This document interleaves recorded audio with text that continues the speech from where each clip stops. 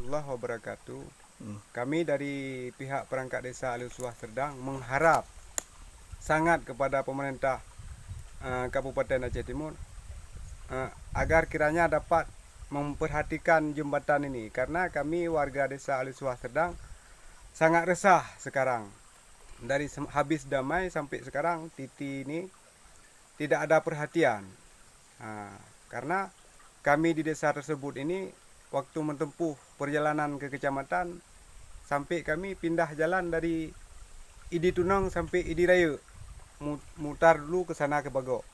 Padahal kalau dari sini setengah jam saja sudah sampai. Makanya kami semua di sini mengharap semua masyarakat Aluswah Serdang agar kiranya Titi ini diperhatikan. Sekian. Jadi nama Pak siapa? Abdul Muiz. Abdul Muiz ya? Iya.